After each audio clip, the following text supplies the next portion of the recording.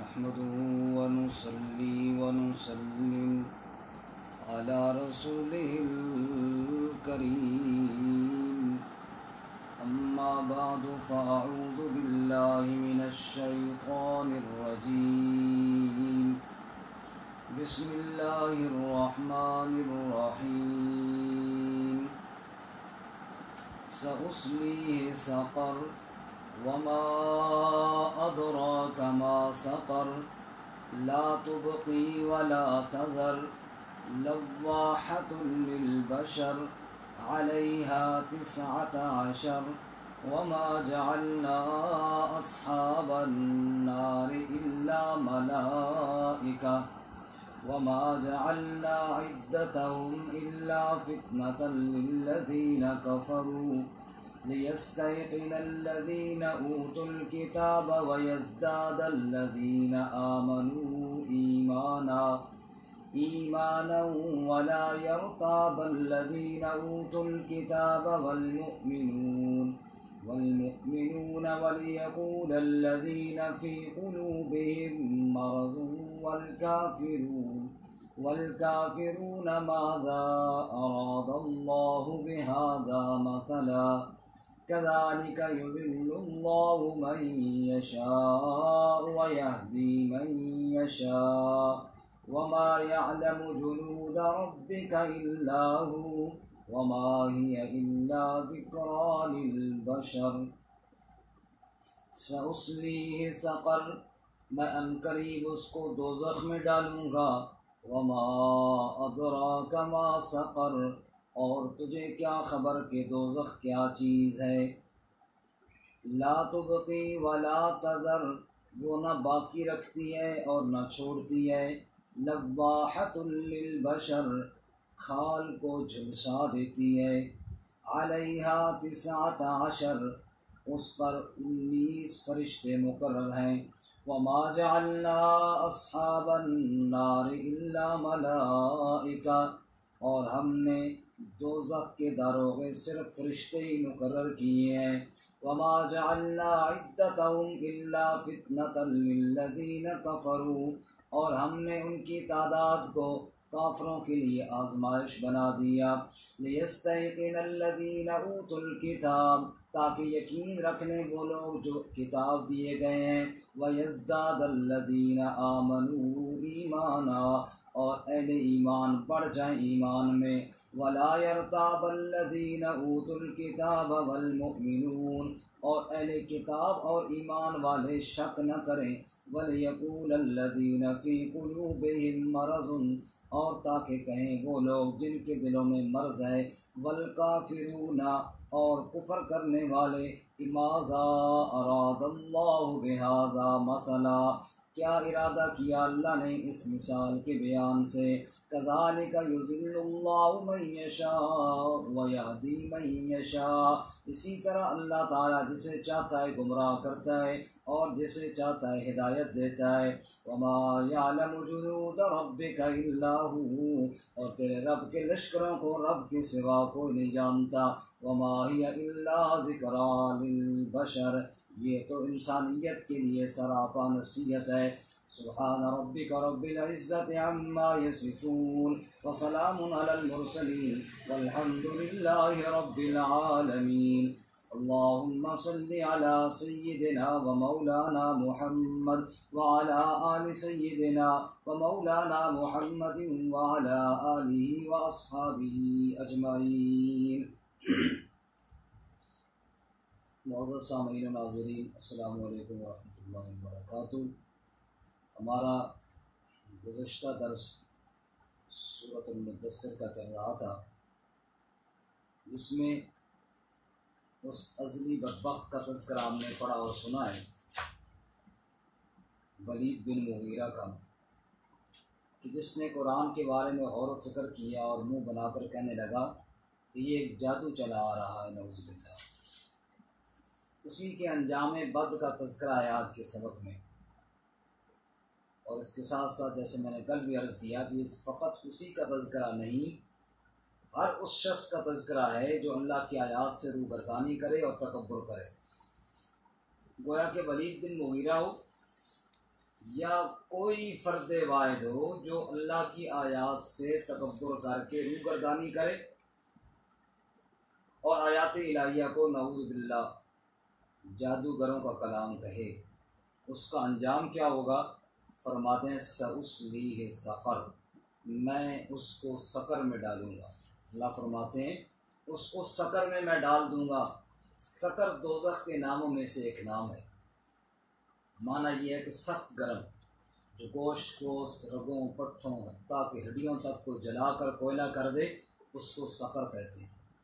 وما ادراک ما سقر، اور تم کیا جانو سقر کیا ہے، یعنی اس کی ہولناکیاں اور اس کی سختیاں تمہیں یہاں سمجھائی جائے تو سمجھ میں نہیں آئیں گی، تمہارے دماغ میں تمہاری سوچ سے بھی بہت زیادہ دوزخ کی ہولناکیاں اور دوزخ کی سختیاں ہیں۔ اللہ ہم سب کو محفوظ فرمائے۔ جہاں بھی سننے والے سن رہے ہیں آمین کہہ رہے ہیں، یا اللہ سب کو دوزخ کی آگ سے محفوظ فرما۔ وہ کیسی آگ ہے اور اس کے اندر کیا سزا ہے؟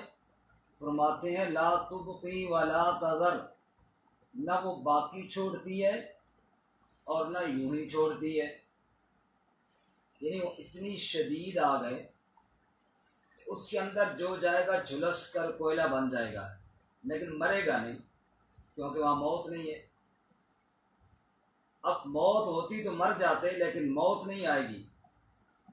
اب وہ نہ جینے کے قابل چھوڑتی ہے اور نہ ہی جناب وہ انسان کو موت کے گھاٹ اتارتی ہے۔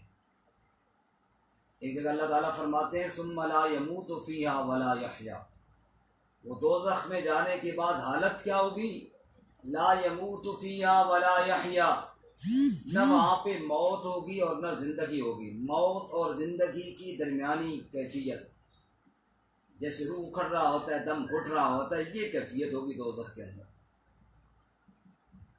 اور حالت یہ ہوگی، اللہ فرماتے ہیں وہ جو دوزخ کی آگ ہے نا، انہا علیہم مؤصدہ فی عمد ممددہ، لوہے کے ستونوں میں ان کو، آگ کے ستونوں میں جکڑ کر آگ کو اوپر ان کے روک دیا جائے گا، اور اوپر نیچے ہر طرف آگ ہی آگ ہوگی۔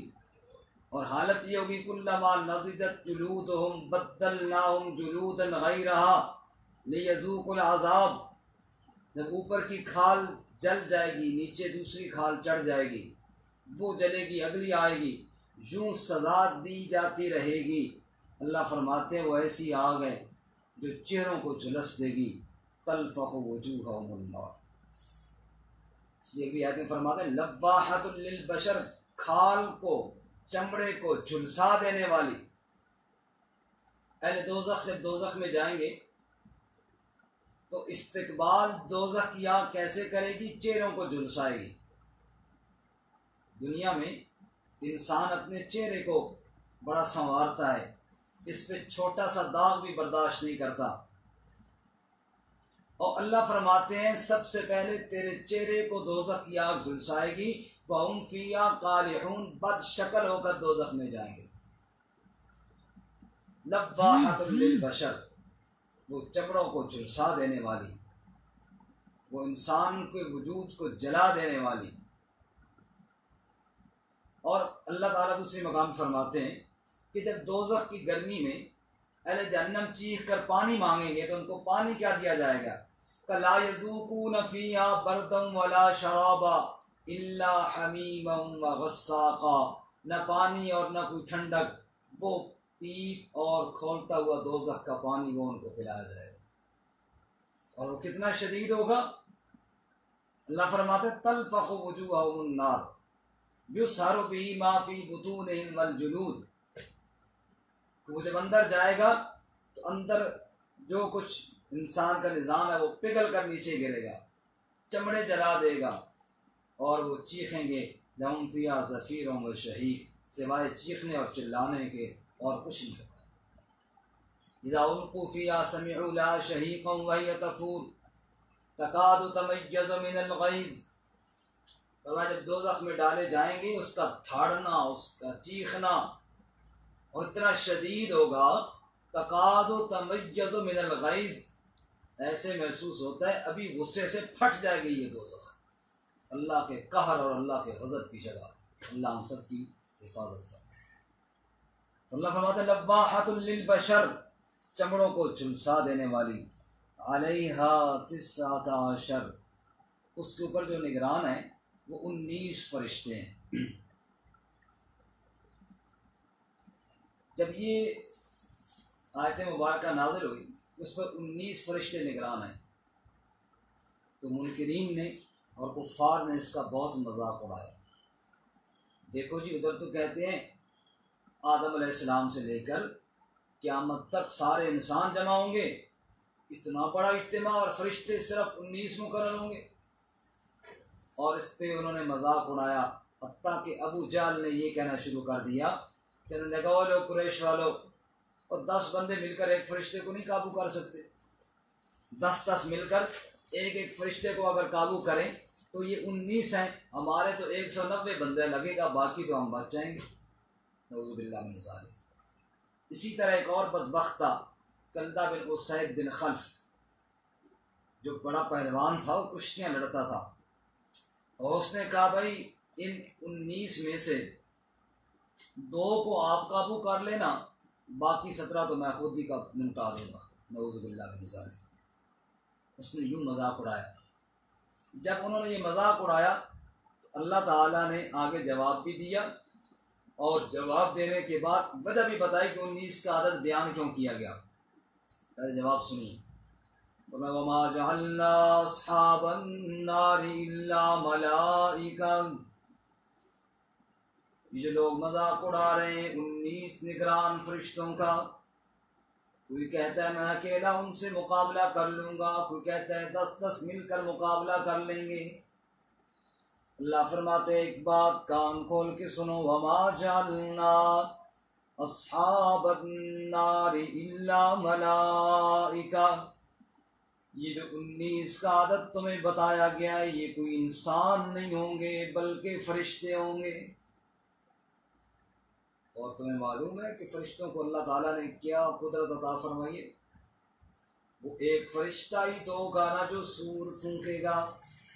ابھی ہم پہلے پڑھ چکے ہیں فَإِذَا نُقِرَ فِي النَّاقُورِ، وہ سور ایک فرشتہ ہی تو پھونکے گا نا، اور اس کی آواز کے اندر اتنی دہشت اور وحشت ہوگی، پہاڑ ریزہ ریزہ ہو جائیں گے، سورج ٹوٹ جائے گا، بے نور ہو جائے گا، آسمان پھٹ جائے گا، زمین پھٹ جائے گی۔ جب ایک فرشتے کی للکار اور آواز کے اندر اتنی دہشت ہے تو جہاں 19 فرشتے نگران ہوں گے وہاں کیا حال ہوگا؟ اس لیے فرمایا وَمَا جَعَلْنَا عِدَّتَهُمْ إِلَّا فِتْنَةً لِلَّذِينَ كَفَرُوا۔ سوال پیدا ہوتا ہے مولا یہ 19 کا عدد تو نے بیان کیوں کیا؟ اللہ فرماتے ہیں میرے ہر بات کے اندر حکمتیں ہیں، کیونکہ یہ حکیم کا کلام ہے، اور حکیم کی کوئی بات حکمت سے خالی نہیں ہوا کرتی۔ یا اللہ اس 19 کے عدد کو بیان کرنے کے اندر کیا حکمت تھی؟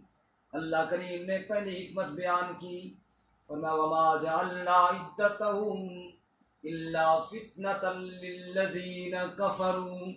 پہلی حکمت اس میں یہ ہے کہ 19 کا عدد میں نے کافروں کے لیے آزمائش بنا دیا۔ جیسے انہوں نے کہنا شروع کر دیا کہ ہم ان کا مقابلہ کر لیں گے، یہ آزمائش بنانا مزید کفر میں اضافے کا باعث بنا، تو یہ ان کے لیے آزمائش مانتے ہیں یا آگے مذاق اڑاتے ہیں۔ ایک فائدہ تو اس کا یہ ہوا۔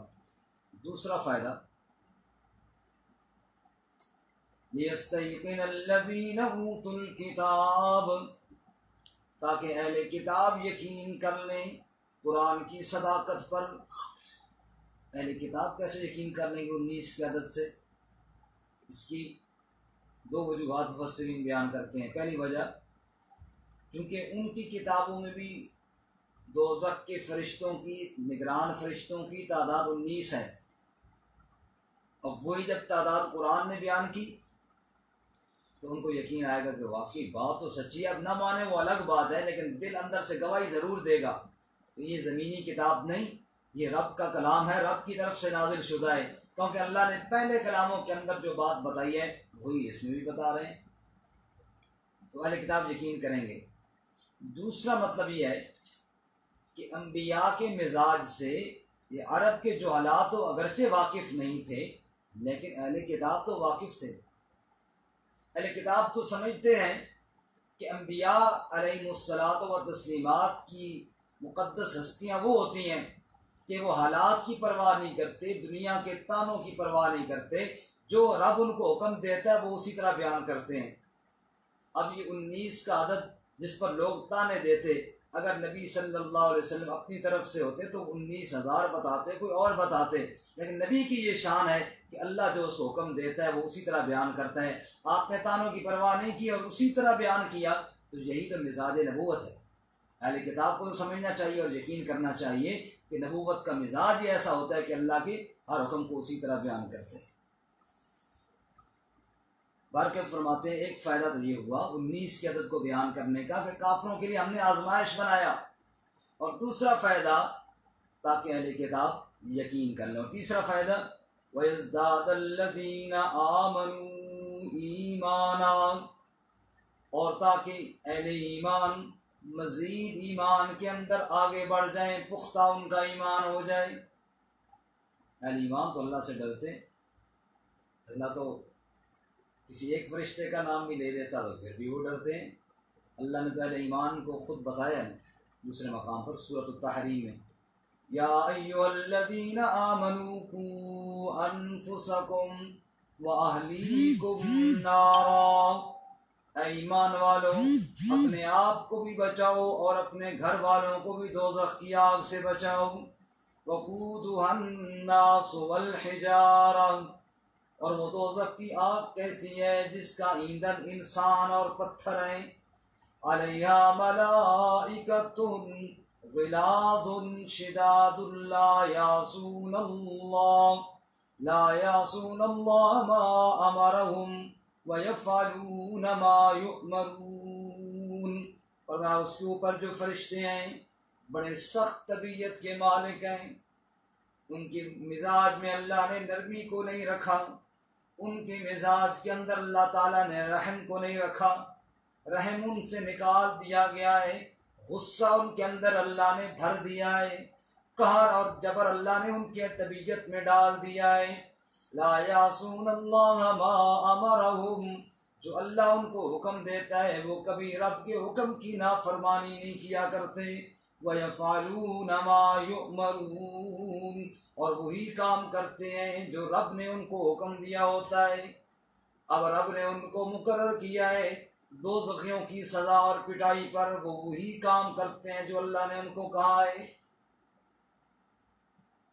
اور کیسے مارتے ہیں؟ اللہ فرماتے ہیں وَلَهُم مَّقَامِعُ مِنْ حَدِيدٍ، لوہے کے ہتھوڑے ان کے پاس ہیں اور وہ سروں پہ مارتے ہیں۔ رب کہتے ہیں ان کو مارو، ثُمَّ صُبُّوا فَوْقَ رَأْسِي مِنْ عَذَابِ الْحَمِيمِ، اوپر کھولتا ہوا پانی بھی پلٹو ان ظالموں کے اوپر جنہوں نے میری آیات کا انکار کیا۔ تم سمجھتے ہو کہ ہم 19 کا مقابلہ کریں گے، وہ 19 انسان نہیں، وہ 19 فرشتے ہیں، وہ اللہ کے حکم کے پابند ہیں۔ وَمَا مِنَّا إِلَّا لَهُ مَقَامٌ مَّعْلُومٌ، فرشتے تو خود کہتے ہیں جو مقام ہمارا رب نے مقرر کیا ہے ہم اس سے ایک ذرا بھر بھی آگے پیچھے نہیں ہوتے، وہ تو اللہ کے حکم کو ماننے والے ہیں۔ تو اہل ایمان نے جب سنا 19 کا عدد تو ان کا ایمان اور بڑھ گیا۔ اب جو کہہ رہا ہے، اور اہل ایمان کی شان یہی ہے اذا تلیت علیہم آیاتہ زادتہم ایمانا، جب ان کے سامنے رب کی آیتیں پڑھی جاتی ہیں ان کا ایمان بڑھ جاتا ہے۔ تیسرا فائدہ وَلِيَقُولَ الَّذِينَ فِي قُلُوبِهِم مَّرَضٌ وَالْكَافِرُونَ مَاذَا أَرَادَ اللَّهُ بِهَذَا مَثَلًا، تو فرمایا کہ شک نہ کریں اہل کتاب اور ایمان والے۔ ایمان والے تو ایمان کی وجہ سے شک نہیں کریں گے، اور اہل کتاب اگر ضد نہ ہو تو صحیح خبر کے پا لینے کی وجہ سے شک نہ کریں اور رہے اگلا کرو۔ فرمایا وَلِيَقُولَ الَّذِينَ فِي قُلُوبِهِم مَّرَضٌ، جن کے دلوں میں مرض ہے، چاہے وہ منافقین ہوں، جب آپ حسین فرماتے ہیں چونکہ یہ مکی صورت ہے، مکہ میں منافق نہیں تھے، تو مرض سے مراد کیا ہے؟ شک، قیامت کے بارے میں شک ہے، یقین ہی کوئی نہیں آتا، یہ بھی مرض ہے۔ جن کے دلوں میں مرض ہے اور کفر کرنے والے، وہ یہ عدد کی یہ مقدار سن کر کہتے ہیں ماذا اراد اللہ بہذا مثلا، اجی اللہ کو کیا ضرورت تھی اس مثال کے بیان کرنے کی، 19 کا عدد بیان کرنے کی کیا ضرورت تھی؟ اللہ فرماتے ہیں کذالک یضل اللہ من یشاء ویہدی من یشاء، اسی طرح اللہ ہدایت دیتا ہے، اللہ گمراہ کرتا ہے جس کو چاہتا ہے اور ہدایت دیتا ہے جس کو چاہتا ہے۔ جو آیات الہیہ میں شک کرے گا وہ گمراہی میں چلا جائے گا، جو یقین رکھے گا وہ ہدایت کی راہ پا لے گا۔ باقی رہی یہ بات، تم سمجھتے ہو نا 19 فرشتے تھوڑے ہیں، وما یعلم جنود ربک الا ہو، تم کیا جانو رب کے تو اتنے بڑے لشکر ہیں، اللہ کے علاوہ کوئی جاننے والا نہیں ہے۔ اللہ کے لشکروں کی کون سی کمی ہے؟ حدیث پاک میں آتا ہے بیت المعمور، جہاں بیت اللہ ہے، 7 آسمانوں کے اوپر بیت المعمور ہے، فرشتے وہ اس کا طواف کرتے ہیں، 70,000 فرشتہ ہر وقت طواف کرتا ہے، جو ایک بار طواف کر لیتا ہے پھر قیامت تک اس کی باری نہیں آتی۔ سبحان اللہ، تیرے رب کے لشکر اتنے ہیں کہ رب ہی جانتا ہے اور تو کوئی جانتا نہیں۔ رحمت کائنات صلی اللہ علیہ وسلم نے فرمایا آسمان سے چرچرانے کی آوازیں آ رہی ہیں، کیوں نہ آئے؟ 4 انگلیوں کے برابر، ایک بالشت کے برابر بھی جگہ کوئی نہیں جہاں فرشتے اپنی جبین رکھ کر اس کی تسبیح کو بیان نہ کر رہے ہوں۔ آپ کے لشکر کوئی معمولی ہے؟ وَلِلَّهِ جُنُودُ السَّمَاوَاتِ وَالْأَرْضِ، اللہ کے لشکر آسمانوں میں بھی بے مثال بے شمار، زمین کے اندر بھی بے شمار۔ دیکھتے نہیں ہو جب ابرا ہاتھیوں کا لشکر لے کر آتا ہے، اللہ کریم اس کے اوپر پرندوں کے لشکر بھیجتا ہے، فَأَرْسَلَ عَلَيْهِمْ طَيْرًا أَبَابِيلَ تَرْمِيهِمْ بِحِجَارَةٍ مِّن سِجِّيلٍ، جو رب کے گھر کو گرانے کے لیے گیا تھا، رب نے پرندوں کے لشکر بھیج کر پورے ہاتھیوں والے لشکر کو برباد کر دیا۔ اسی طرح جنگ احزاب کے موقع پہ سارے کافر اکٹھے ہوئے مسلمانوں کو مٹانے کے لیے، اللہ کریم فرماتے ہیں فَأَرْسَلْنَا عَلَيْهِمْ رِيحًا وَجُنُودًا لَّمْ تَرَوْهَا، فرماتے ہیں ہم نے تم اور تیز ہوا بھی بھیجی اور وہ لشکر کی بھی بھیجے جن کو تم نے نہیں دیکھا۔ وہ لشکر آئے اور کافروں کے لشکروں کو وہاں سے بھگا دیا۔ بدر کے اندر اللہ نے 1000 فرشتے نازل کیے، اور وہاں یہ بھی فرمایا کہ اگر ان کی تعداد زیادہ ہے ہم 5000 فرشتے بھی نازل کریں گے۔ تو وما یعلم جنود ربک الا ہو، رب کے لشکروں کے بارے میں نہ سوچو کہ وہ ہماری گنتی میں آئیں گے، رب کے لشکر تو بے شمار ہیں۔ وما ہی الا ذکریٰ للبشر، یہ جو تمہیں بتایا گیا ہے نا کہ دوزخ کی سختی ہے، اس پر 19 فرشتے ہیں، اور جناب وہ یہ ہم نے آزمائش بنایا ہے اور یہ انسانیت کے لیے نصیحت بنایا ہے۔ جو نصیحت حاصل کرے گا وہ کامیاب ہو جائے گا، جو آیات الہیہ میں شک کرے گا اور مذاق اڑائے گا وہ برباد ہو جائے گا۔ اللہ ہمیں عمل کرنے کی توفیق عطا فرمائے۔ وآخر دعوانا ان الحمد للہ رب العالمین۔ السلام علیکم ورحمۃ اللہ وبرکاتہ۔